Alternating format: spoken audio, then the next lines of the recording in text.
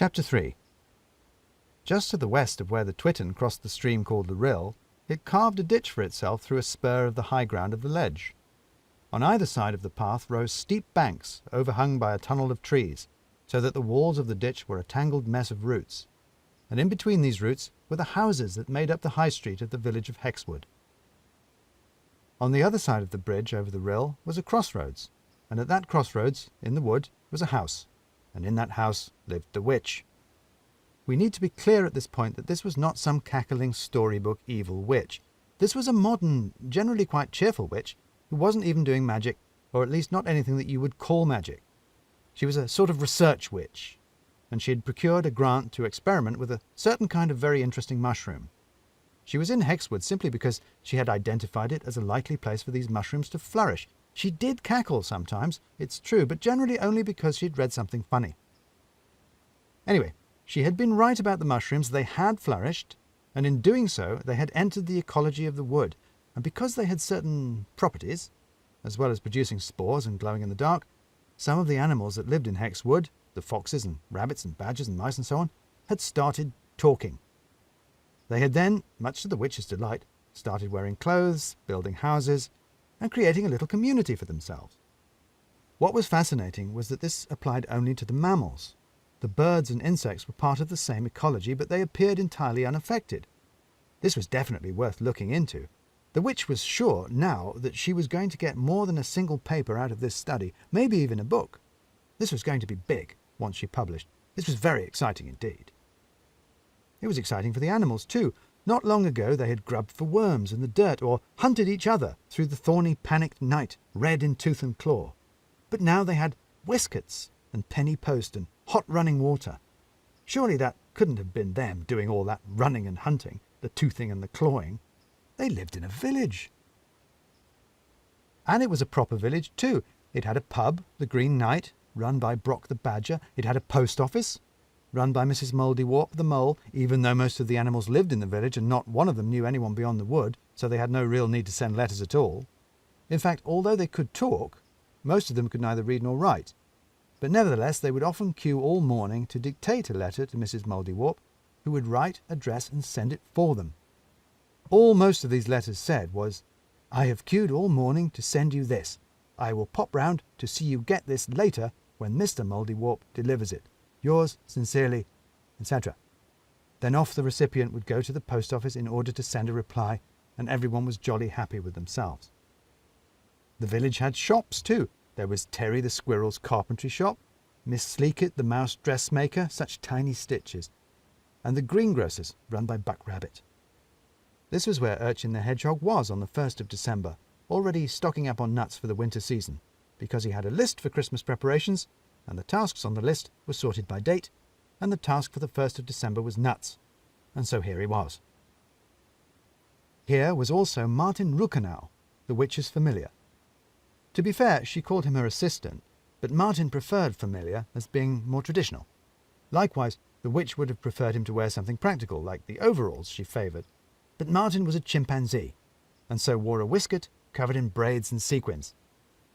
"It was good enough for my father, rest his soul, and he was only playing the barrel organ," said Martin when the witch protested yet again at his gaudy get-up. "It is an heirloom. Besides, the role of witch's familiar calls for a certain flair, I have always believed, and this is mine." Martin was an extremely dignified ape with a long, solemn face and a straight-backed demeanour, and the waistcoat looked extremely silly on him. But the witch had learned eventually that it wasn't worth arguing with him about it. He would just stand there, looking down his muzzle at her, quizzically disappointed. Besides, he was an excellent, loyal, and dependable assistant, or rather, familiar, and she felt he had earned his little foibles. And here he was now, in his spangly waistcoat, in Buck's grocer's, holding up the queue. "Any spare boxes you have, Mr. Rabbit?" said Martin. "Tea chests, pallets, baskets, they'd all be useful." "Chests and pallets and baskets I have," said Buck. "Spare, not so much. Chests have tea in, over there. Pallets, vegetables, over there.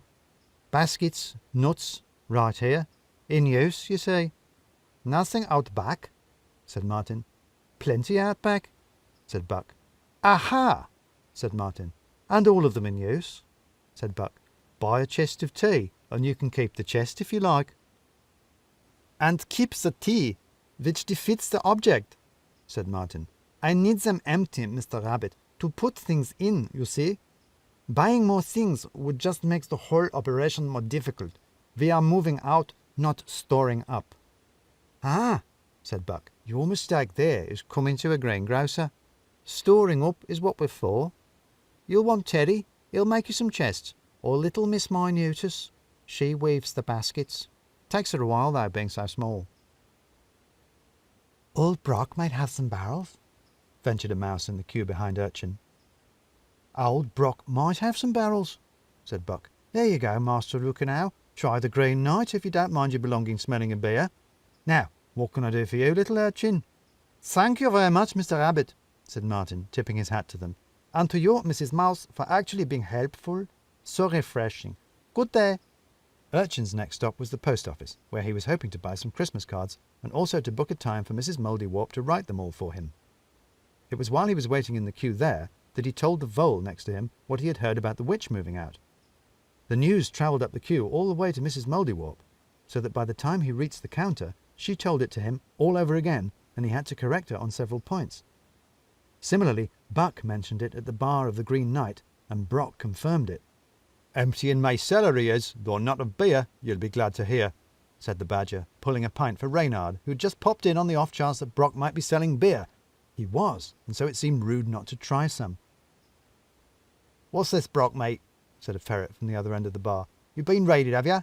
Scallywags about?" "No, no, Hob," said the Badger, chuckling. "No funny business. This is that Martin Ruckenau from the house across the way, like borrowing barrels." "Which is moving out?" said Buck. "They're packing up." "Madame Befana is moving out?" said Reynard, pausing in his pint. "My goodness, that's big news. I wonder where she's going. I wonder who'll take the house. It's only Martin himself who'd be big enough to live in it, and he'll be going with her, no doubt. Perhaps we could subdivide it, put in more walls and floors. You could get a lot of families of us animals into that house. We could all live in it together, in separate compartments, I suppose you'd call them." "Who'd want to live like that?" said Buck. "Ridiculous folks." "The witch moving out," said Reynard, lost in thought. "And at Christmas, too. I wonder if she's going before or after. We ought to do something to mark this, after all she's done for us." The door to the bar opened, and Mr. Mouldiwarp, the postman, stuck his head in. "Have you fellows heard?" he began. "The witch is moving out," said Buck. "We've heard." "Well, well," said Mouldiwarp. "I'll just go and make sure they've heard up at the big house." And he was gone again. "We'll have to think about this," said Reynard. "Any ideas?" "Ideas are your department," said Buck.